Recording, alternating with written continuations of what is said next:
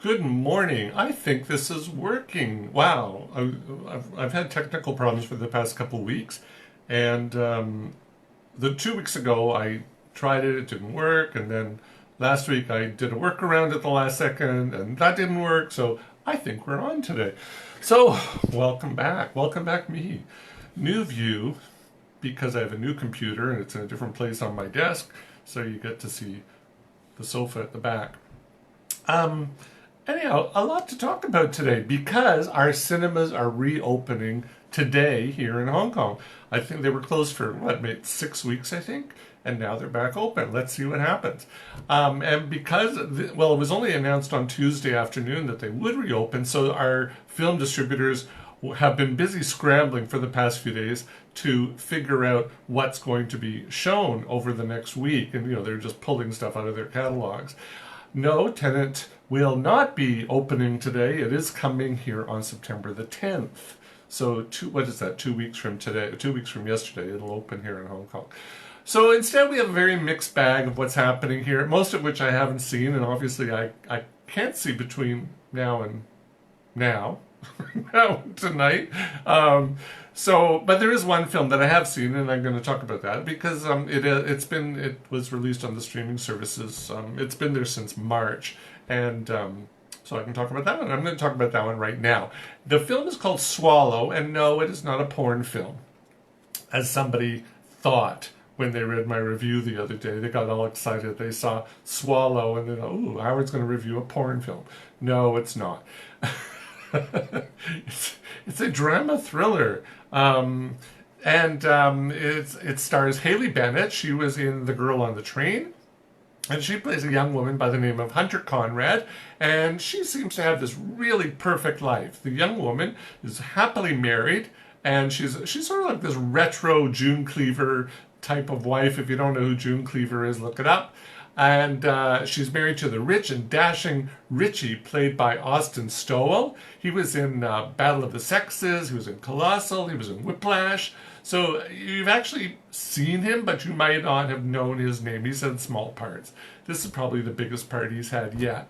And Richie works in his father's very successful business. Now, Richie's parents, Michael, played by the always wonderful David Rash, who is in TV Succession, and of course he had his own TV show, his own series back in the 80s called Sledgehammer, and his mother, Catherine, also played by the always wonderful Elizabeth Marvel. People would know her from TV's Homeland and House of Cards, among other things.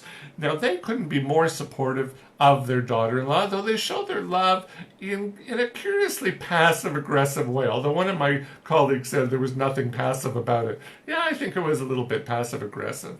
Now, after Hunter announces that she's pregnant, Richie and the in-laws slowly turn up the heat in their insidious attempt to control Hunter. And Hunter reacts by starting to swallow non-food items on the sly. And when her actions become known to the family, Hunter is faced with examining the roots of her disorder, which leads to a string of decisions that the young woman makes in an attempt to bring some control back into her life. That's what the film's about. Now, who knew that you can make a movie about somebody who has pica disorder? Yes, that's what it's called. I must admit, I've heard about this, but I never knew what it was called until I watched this film. So it's called pica, P-I-C-A. Now, interestingly, pica can be triggered by pregnancy, and this possibility is barely touched upon in the film. Instead, writer-director Carlo Mirabella Davis, this is his first debut feature. He links Hunter's case with an incident that happened in her past. Now, the story, which it has a potential to go very dark and very evil, it suddenly takes a sharp turn to the left in a very rushed third act when Hunter decides to confront that incident head on. And suddenly the whole tone of the movie changes, and all that dread and mystery that Mirabella Davis builds up in the film's first hour gets chucked out the window. That was rather disappointing. Now, while the third act is interesting, I feel it didn't earn its right to be there. I would have liked to have seen more of Hunter's emotional metamorphosis first. It didn't earn it. you know. And perhaps, you know, in the producer's attempt to keep the film under 95 minutes, that seems to be the norm these days. Everything's, you know, 90 to 95 minutes. Perhaps, I don't know, maybe 10 minutes of exposition ended up on the cutting room floor. You know, to me, this was a weakness of the film. Now, that being said, Swallow is a pretty good film. I mean, it could have been a great film, but it's, you know, it's a pretty good film as it is. And look, this is his first film, so I thought he did a great job for her first film. Bennett, is excellent here, and she keeps the audience guessing about Hunter's state of mental health. Is she a modern-day Rosemary Woodhouse, or is this all in Hunter's head? We are going to be seeing a lot more of Bennett later this year. She's got 2 films coming out. One is The Devil All the Time with Robert Pattinson and Tom Holland. I think that's coming out next month, if our cinemas are still open. And the other is Hillbilly Elegy, which is Ron Howard's next film with Amy Adams. And next year she's going to be in Cyrano with Peter Dinklage, and I believe it is a musical. So that should be interesting. I think Peter Dinklage sings. I don't know. I guess she must sing as well. I guess we'll find out. So that's due next year. Now, Rash and Marvel, they're always excellent, as I said, and they're excellent here too. We need to see more of them on the big screen. Now, can I just take a moment? You know, when you watch this film or you see the trailer, I want to talk a moment and talk about the house that Hunter and Richie live in. Spectacular. It's known as the Fells, F-E-L-S, and it's located in the Hudson Valley in New York State, not far from Poughkeepsie. And apparently, I looked it up, it rents for $1,245 American dollars a night. So if you've got that kind of money to spend, or maybe, you know, get a few families together, do like a rental. And yeah, oh my God, it's amazing. The furniture you see in the film is actually not the furniture that's really in the house. You know, that's a little quite retro, which was intentional. But that's not the real furniture in the house. But the house is spectacular. Now, Swallow premiered at Tribeca last April, where Bennett picked up the festival's Best Actress Award for a U.S. narrative. It then went on the festival circuit for most of last year, and now it's getting its commercial release worldwide as cinemas start to open. So, you know, if it hasn't come to a city near you, it will probably very soon. As I said, the film opens here today. It's also, if you're still stuck inside, it's also available on Netflix and Amazon Prime. So that's called Swallow. Good film, not as good as it could have been, but not bad. All right, first film out of the way. Second film I want to talk about, this is for people, now I'm going to talk about films for people who are still stuck inside. The second film I want to talk about is called Never, Rarely, Sometimes, Always. It's a very long title, but it makes sense when you see the film. Now, you know, this is what, August 28th, it's the end of the month, you've already seen everything that's on the streaming services, so you're probably thinking, oh my God, what am I going to do? Well, you know what, yeah, there's still some gems out there, and that probably slipped under your radar, and this is one of them, Never, Rarely, Sometimes, Always. It was released in March.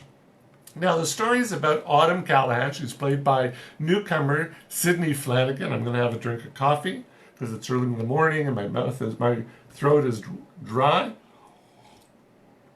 All right, so Autumn Callahan is a 17-year-old, and she lives in rural Pennsylvania. And when she learns that she's pregnant, she and Skylar, played by Talia Ryder, who's actually going to be in Steven Spielberg's West Side Story. Skylar is her cousin and also her best friend. The two of them, they traveled to New York City for her to have an abortion. Now, Autumn's pregnancy, though, is further along than she thought, and the girls, who are in way over their heads, this is way beyond anything they've ever experienced, and they have to really figure it out quickly. They're forced to revamp their plans on the fly.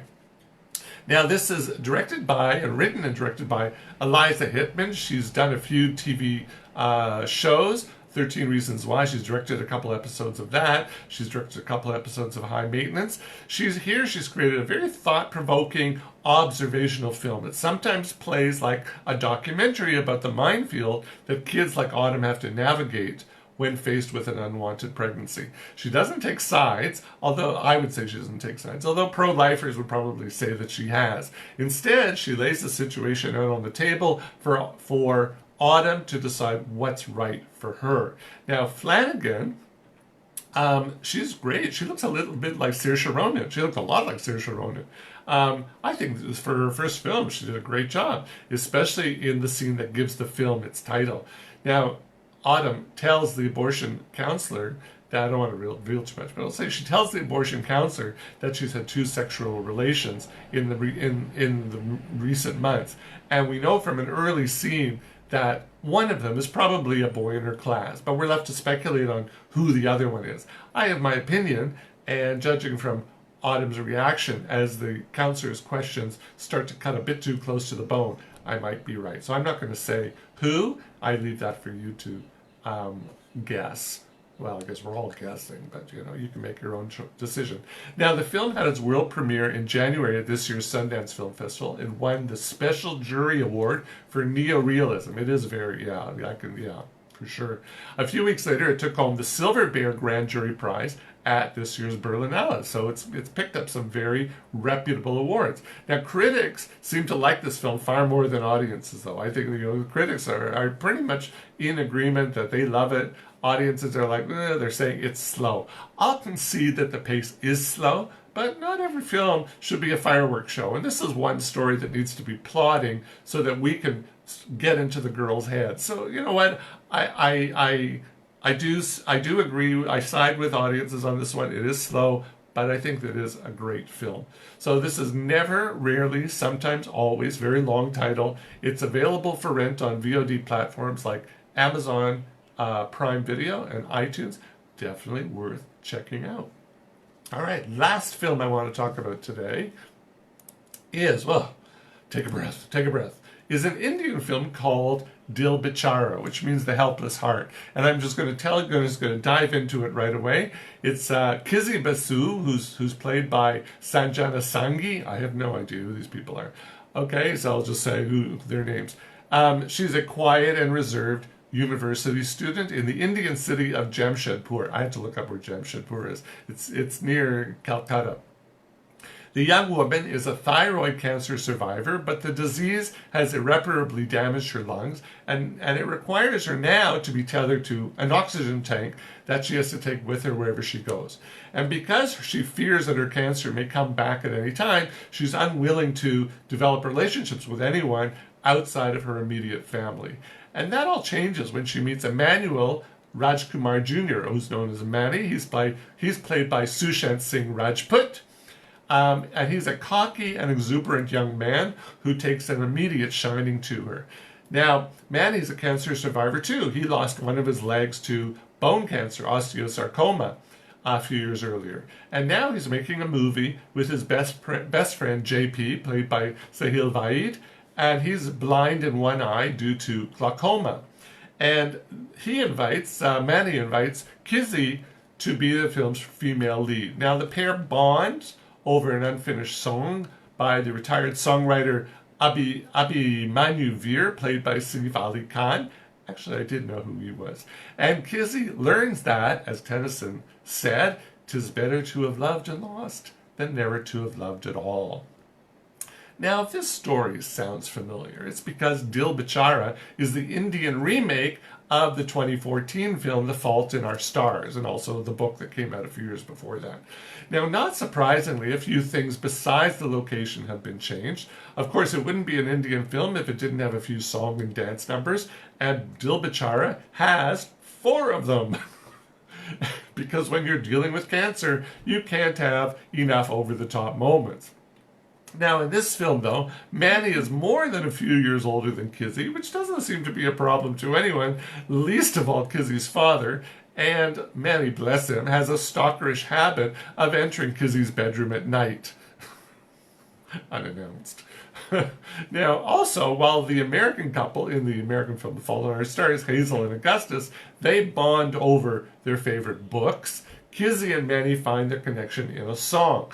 Now, what does that say? That young people today, their attention is so fleeting that they can't even focus long enough to read a book? I don't know. To me, that was rather weak that they changed it to a song. Also, there's the difference of money.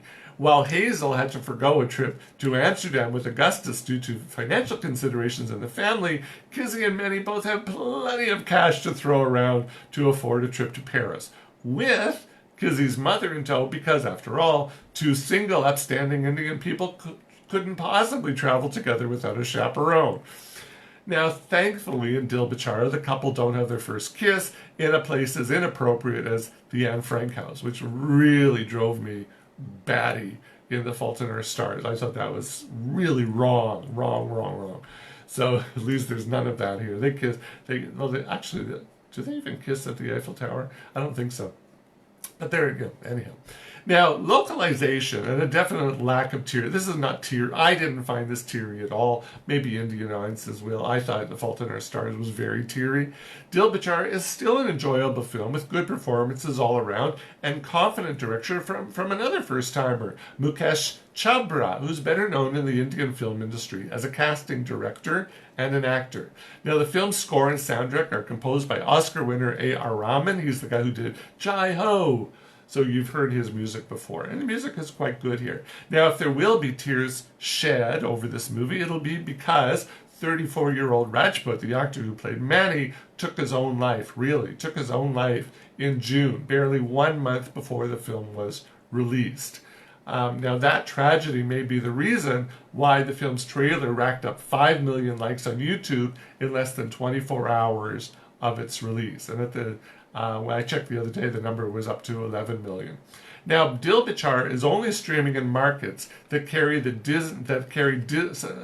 Plus Hotstar. So it's a joint venture between Disney Plus and Star TV. It's called Disney Plus Hotstar. But its popularity will surely see the film making its way to a streaming service or a cinema near you very soon. That's it. So I'd say, yeah, okay, check it out. Personally, I like The Fault in Our Stars much better. But this isn't bad. And look, it's Indian, and how often do you see an Indian film? So that's it. So 3 films, definitely 2 I'd say go see. Third one, yeah, well, look, you might have to wait because you might not be able to see it right now, but you will see it eventually.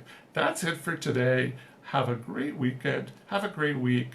I'll see you at the movies. Actually, I'm not going until next week I'll go. Yeah, looking forward to it. See ya.